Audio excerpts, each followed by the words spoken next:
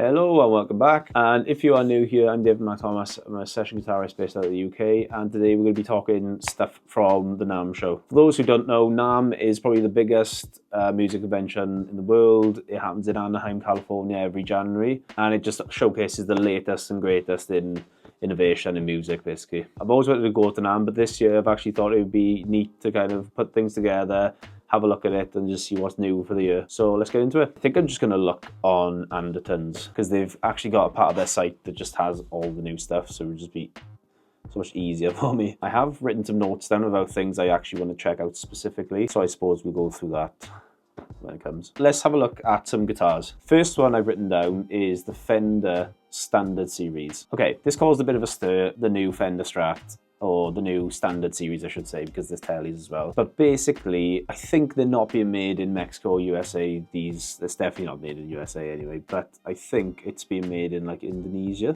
for the first time. It says designed in California, made in Indonesia, which, look, it's not the end of the world. I mean, to be fair, a lot of the guitars coming out of the East are made really well. So I don't see a massive problem in it. It's just obviously another way they can cut costs and make the guitars affordable. I think the reason why people are in a little bit of an uproar about these guitars specifically is that you can get Squier Classic vibes that are probably better guitars for slightly cheaper.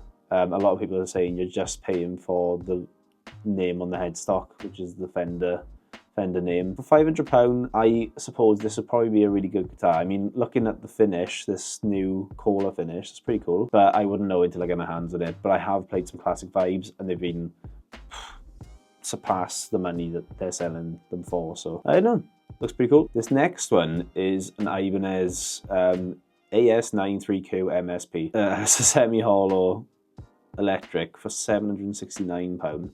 And it just caught my eye. It just looks, look at this, gorgeous.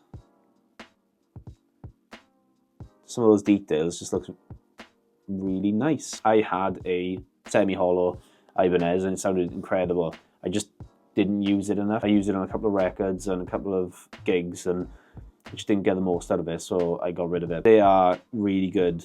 I've played another one in the music shop before and very, very versatile. So these ones really caught my attention. These are the Orangewood Juniper range, and this is the Juniper 2. They look incredible.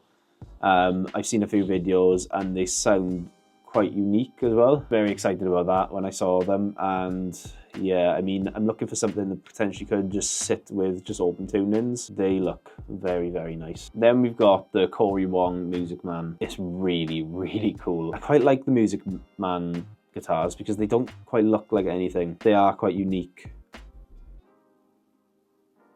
And it looks very dainty, I suppose. Looks like you really, really get around on that guitar. Looks, yeah. I'm not really one to like go for signature guitars or anything like that. It looks like it can be its own thing. It looks, yeah, it just looks really good. We've got to talk about the Martin double neck. I found it on Guitar for £8,400. I think John Mayer used it on his solo tour, and yeah, 12 string on one side, 6 string down below. I mean, it's something, and it's interesting enough anyway. It's just crazy. This is what NAMM is made for. Let's have a look at some guitar pedals. So you've got the Marshall new line of pedals, which apparently sound incredible. You've got the JCM 900, the 1959 drive, we've got the JCM 800, JVM, and the DSL. They look robust, and I think they're well overdue like a revamp of their pedals, so it's good to see that. Then we've got this MXR Rockman pedal, or Rockman, and people have been raving about this because this used to be like a tiny bit of outbow gear that used to have a lot of things in it.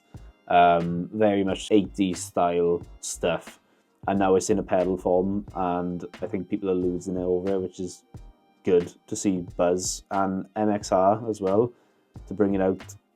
It'll be good for them. I think it's good. This next one got me excited at first, and then it lost me as I was going. It's weird. So the Boss VG800. So it looked amazing. So you know, with most Boss products like this, you've got to put on a pickup, which is fine. The idea is that you can actually have open tunings now on your guitar. This is a guitar processor, so you can for instance, if I pick my Strat up, I could have a Les Paul sound, I could have a Tele sound, all through this one pickup that they use. You can change amps, it's got all the effects in there that you could ever need, or you could play mandolin, or you could play ukulele, or whatever they've got on there. And you can actually individually tune each string up to an octave. So you can, you know, change each individual string be tuned differently. And that technology is actually really good. It sounds great, like, and you can mix and match as well. You can actually have acoustic and like a Les Paul sound together. I've heard in one of the demos. But I still think the other stuff is a little bit gimmicky. Obviously I can't be too harsh because obviously I used it, but the sounds in there are good. Some of the, like, you know, mandolin stuff and that, it's just like, you know, you're not gonna, it's okay. It's hard to do that kind of stuff, I can imagine, anyway, to get that nailed on. But for like drop tuning and stuff, it sounds pretty amazing. So that is cool. So I had to include that. Now I'm just gonna go through this page. So this one jumped out to me because Behringer are known for being really budget kind of company, I suppose. But Behringer of late have been amazing in terms of like their synth reproductions that they've been doing, the mixers, like the wing and things like that. Everything has just been going up a level with Behringer. I saw this come out and was just like, I'm not really up to date with these kind of things. I try to have a look every now and then, but this might be one of the first ones from Behringer in a while. And I really think they're just going to smash it. And on the Behringer train, whatever you want to say, we've got this Chorus Symphony vintage modulation pedal, which looks like it's just a recreation of the Roland. And to be honest, these images just look like it's been designed, like a graphic design. However, I hope that goes well for them because I bet that sounds amazing as well. This is the thing with NAMM, there's so much stuff that comes out. So now I'm just going to have a look at all other gear that I've seen that is interesting. So to start off, we've got the SSL 18, which is the first ever rack-mounted SSL interface, which is cool. You've got the individual gains on the front, you've got phantom power, we've got a high-pass filter, you've got multiple headphones, talkback, MIDI in and out, it's USB-C, it's got ADAT, lots of sends, and some inputs on the front and back. So that's cool. Yeah, I mean, expensive, but I mean, for what it is, that's pretty good. Then the Shure Nexodyne drum mics are out now.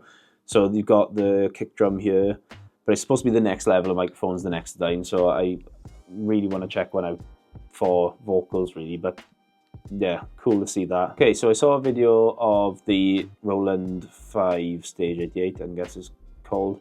Looks amazing, to be fair. Behringer are releasing a BX1, which is a Yamaha DX1 copy, clone, whatever. And they've really been smashing the synth game out of the park. So it'll be great to get an affordable version of the DX1, which is like really hard to come by as it is. But yeah, super excited for that. And yeah, that was just a brief overview of what I've seen that interested me at NAMM. If there's anything that you saw, pop it down in the comments because I'd love to look at it. But for now, take care and all the best.